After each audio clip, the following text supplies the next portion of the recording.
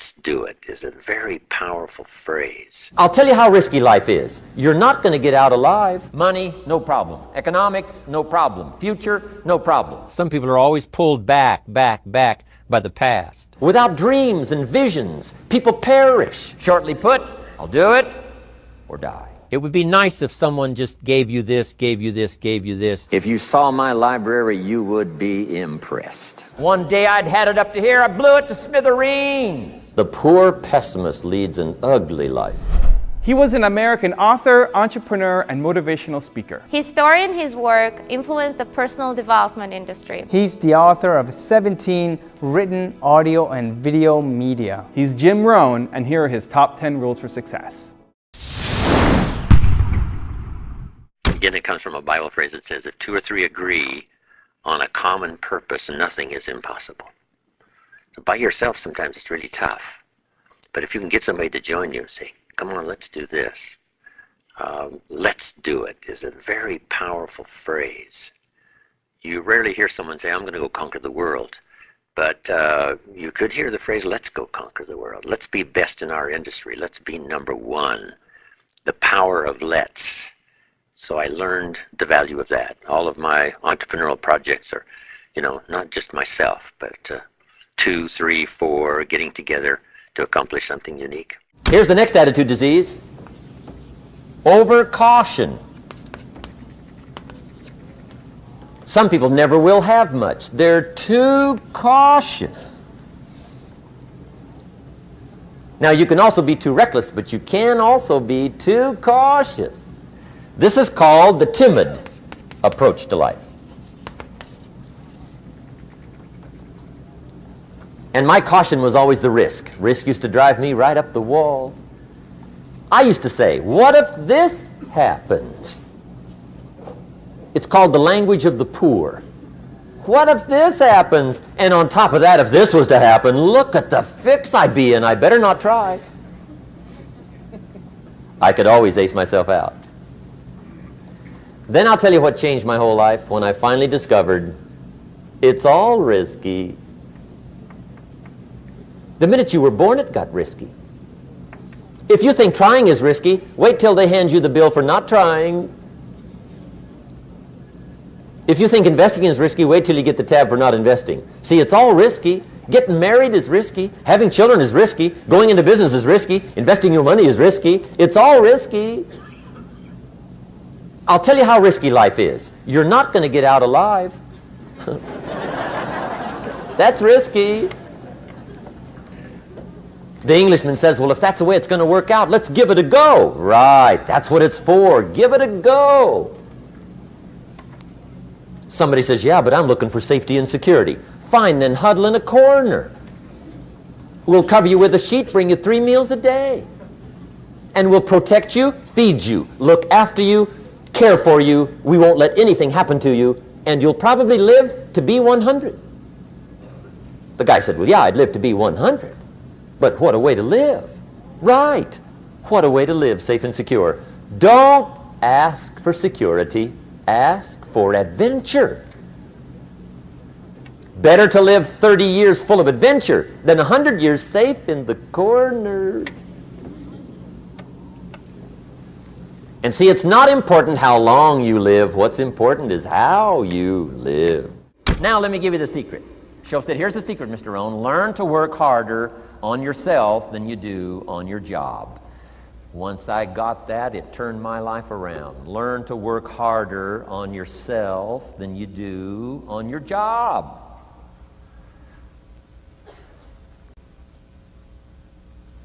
He said, if you work hard on your job, you'll make a living. If you work hard on yourself, you can make a fortune. Wow. If you would have known me at age 25, you would have said, Jim Rohn's a hard worker. If you'd have known me, you'd have said that. I'm the guy, I don't mind coming a little bit early, staying a little bit late, I don't mind that. You'd have said, well, Jim Rohn's a hard worker. You say, well, how come he's got pennies in his pocket and nothing in the bank and behind on his promises? Well, I was a hard worker, but I was working hard on my job, not on myself. I'm telling you, if you'll learn that simple little principle and start the process today, latest tomorrow, give you tonight to think it over. and start this whole process of personal development. Work on yourself. Make yourself more valuable to the marketplace. I'm telling you, you can so dynamically change your income, and economics is the least of the values that you can start earning in terms of equity if you'll start working harder on yourself than you do on your job. Work hard on yourself and develop the skills. Work hard on yourself and develop the graces. All of the stuff necessary to become more valuable to the marketplace. I'm telling you, your whole life can explode into change. Promotions, no problem. Becoming more valuable to the company, I'm telling you, no problem. Money, no problem. Economics, no problem. Future, no problem. If you just go to work on the right thing. Not get things out there to change. Don't try to change the seed. Don't change the soil. Don't change the sunshine. Don't change the rain. Don't change the mix of seasons. Let the miracle of everything that's available work for you, and start working on the inside. Work on your philosophy. Work on your attitude. Work on your personality. Work on your language. Work on the gift of communication. Work on all of your abilities. And if you'll start making those personal changes, I'm telling you, everything will change for you. A person who has purpose in their life, they have something to go for, some meaning. One writer described it, for some people it becomes a magnificent obsession. And for you and I, maybe it doesn't need to be that dramatic as a magnificent obsession. But it has to be something that does something to us, something that pulls us, especially into the future. You know, there are many influences on us. One is the influence of the past. Some people are always pulled back by the past. Some people are always pulled aside by the distractions. But here's what's powerful. If you have a list of high purpose in your life, it pulls you toward the future. And the more powerful the purpose is, the stronger it pulls. And here's the other great advantage if you have purpose for the future. It pulls you through all kinds of challenges and all kinds of difficulties. If you don't have these strong purposes for the future, it's easy to get swallowed by a bad day. It's easy to be almost annihilated by a poor month. And it's easy sometimes to almost disappear beneath the waves of a year that goes backwards if you don't have something to pull you beyond that year.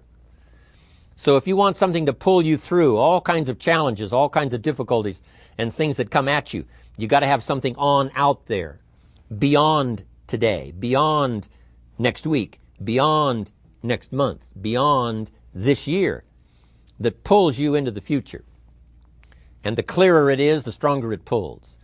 The more dynamic it is, the more it affects your life, your spirit, your heart, your soul. It also creates imagination. It gets your mind working on how to achieve that purpose. And if your mind will work, and if your heart works, and if your spirit works, and if you have good input, like good ideas, I'm telling you, there isn't anything you can't accomplish. So that's one of the great powers that'll make a variable of you, and that is purpose. You've got to keep dreaming. Ronald Reagan, president, said to the joint session of Congress a few weeks ago, "The Republic is a dream." And if we don't keep dreaming, we will lose the Republic. Your better future is a dream for yourself and for your family. Where do you want to go? What do you want to do? What do you want to be? What do you want to see? You've got to dream dreams. There's a Bible phrase that says, without dreams and visions, people perish. You've got to have something to go for that inspires the heart and the soul. Dreams. From the children of Sanchez, it says, take the crumbs from starving soldiers, they won't die. Take the bread from hungry children, they won't cry. But without dreams, we all will die. You've got to dream. Don't lose your dreams for yourself, for your future, for your family. The dreams of love and enterprise and travel and doing things, becoming something unique on your journey here. Don't lose your dreams. Do some dreaming. Resolve. Resolve says, I will. Two of the most powerful words in the language. Benjamin Disraeli said, nothing can resist a human will that will stake its existence on its purpose. Shortly put, I'll do it or die. Best definition of resolve I got from a little junior high girl, Foster City, California. I'm going through some words one day. I got to this one and I asked the kids, who can tell me what resolve means? Some didn't know, some tried. Interesting. The last one was the best. Little girl about 3 rows back, she said, I think I know, Mr. Rohn. I said, what? She said, I think resolve means promising yourself you will never give up. I said, that's the best I've ever heard. She's probably giving seminars somewhere today, right? I mean, that's the best I've heard. I asked the kids, how long should a baby try to learn how to walk? How long would you give your average baby? Before you say, hey, enough's enough. No. Any mother in the world would say, you're crazy. My baby is going to keep trying what? Until. What a magic word. I want you to write it down. Until. Promise yourself you'll read the books until your skills change. You'll go to seminars until you get a handle on it. You'll listen to it until it makes sense. You'll go for it until you understand it. You'll practice it until you develop the skill. Never give up until, however long that is. Step by step, piece by piece, book by book, word by word, apple by apple. Walk around the block, walk around the block. Go for it. Don't miss the chance to grow. And resolve that you'll pay the price until you learn, change, grow, become. Then you'll discover some of life's best treasures when you pay that price. There's great power in self-reliance. Self-reliance means you simply look mostly to yourself. It would be nice if someone just gave you this, gave you this, gave you this. It would be nice if everyone did their job exactly as they're supposed to do it. But here's what you've got to do. Primarily rely on yourself. Primarily say, I'm the person responsible. And I will learn the necessary skills so that I can help people learn their skills. If I need lots of people to do certain things to build my organization, that is what I must have. But I've got to be the final backstop. I've got to be the final one that people can rely on. So that if this is missed and this is missed, I can catch up. I can fill the gap. I can do the job. We have to do it when we conduct meetings. We have to do it when we conduct training. We have to do it when we're in a class of just a few. What someone might have missed, we're there to fill in. Self-reliance. Primarily, we're learning to count on yourself. So that you can do this, never complain and never explain. Your philosophy comes from what you learn, comes from what you know, comes from other people's experiences. 3 ways now to learn from other people. Here's number 1, learn from what you see. One of the great watchwords of these early years of the 21st century, pay attention. If you just watch, you can pick up clues. Success leaves clues.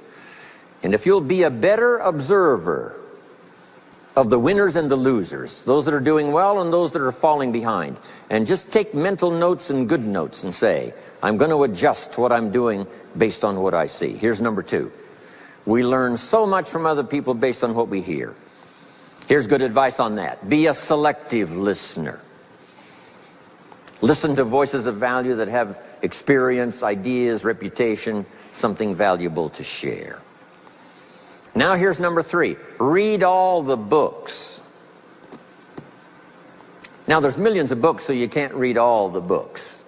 But make this note. Read all the books you need to read to make you as wealthy as you want to be, as healthy as you want to be, as prosperous, as productive, as unique a human being as you want to be. Read all of those books. Don't leave those books go unread.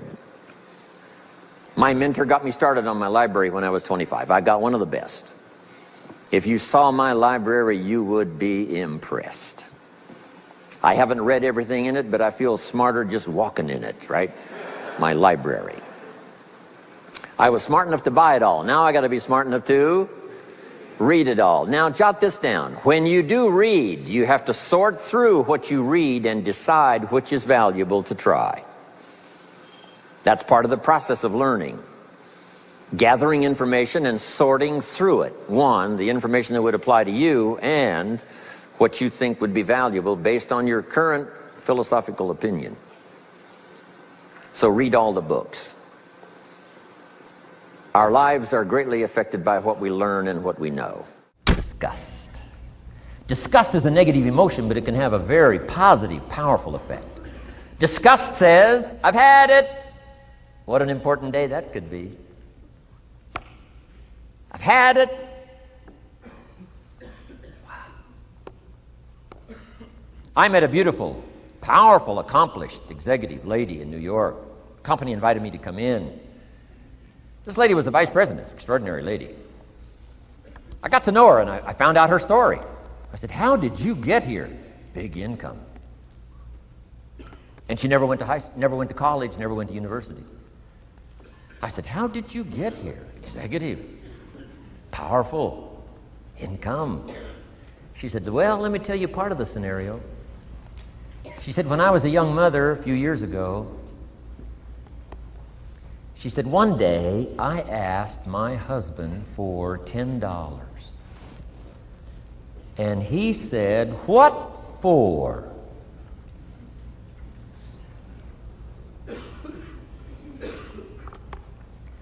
She said, before that day was over, I decided I would never, ever ask again. She said, I started studying opportunity, found it, took the classes, put myself through the schools, did the scenario. Now I'm vice president. I make a lot of money. And she said, I kept my promise. I've never, ever had to ask again. It's called a life-changing day. The day you say, enough is enough. Now, if you can add an act to your disgust, it helps. A man takes a shotgun to his car, blows out every window, destroys every tire, puts 100 rounds in it, and says, I've driven this embarrassing thing for the last time. And then he saves it. He saves it. And later when somebody says, how did you become rich and powerful? He says, let me show you this car. One day I'd had it up to here, I blew it to smithereens. Enough is enough. Powerful. Pessimism, the deadly disease of always looking on the bad side, the problem side, the difficult side, checking all the reasons why it can't be done. The poor pessimist leads an ugly life. He doesn't try to figure out what's right. He tries to figure out what's wrong. He doesn't look for virtue. He looks for faults. And when he finds them, he's delighted. How ugly. This is the poor guy who looks through the window, doesn't see the sunset. He sees the specks on the window.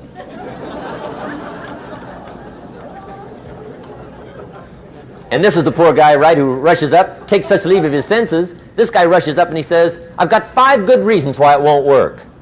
He's so dumb he doesn't know all he needs 1. He's got 5.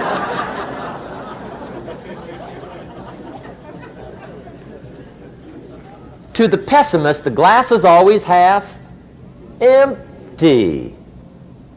To the optimist, the glass is half full. Why would the same measure affect people 2 different ways? Answer, it all depends on how you look at it. Our lives are mostly affected by the way we think things are, not the way they are. The way we think they are affects us most. There's a subject we don't have time to get into tonight called better thinking habits. One of the major things Shove taught me when I met him, he said, poor thinking habits keeps most people poor.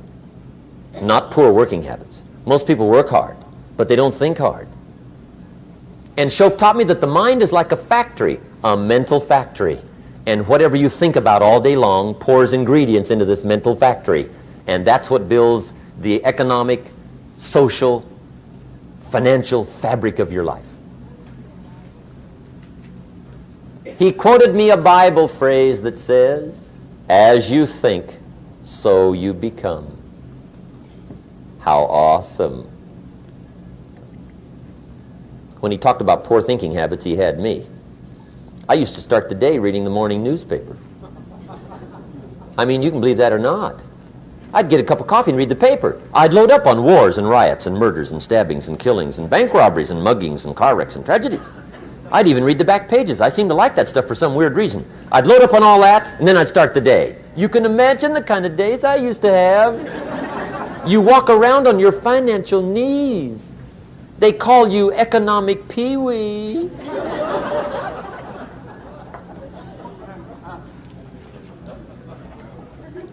The guy says, I want to be a great leader. Wonderful. The first thing we do is follow him to his house. When we get there, we walk in and check his library, number one. Somebody says, well, why check his library? The reason is because what a man reads pours massive ingredients into his mental factory, and the fabric of his life is built from those ingredients. You would not believe what some people have got in their house to read. You would not believe.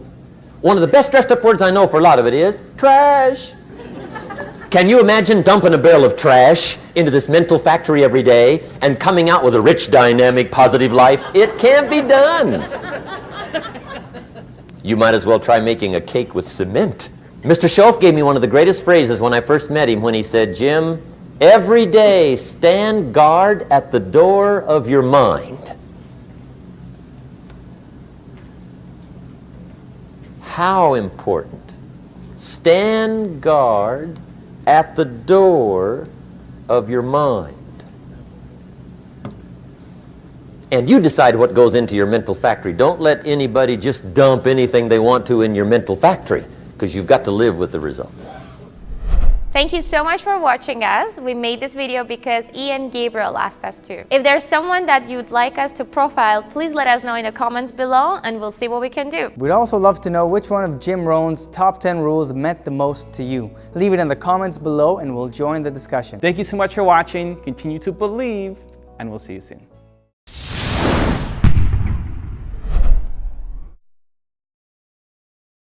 And one of the most important aspects of that for me was learning how to set goals. Right.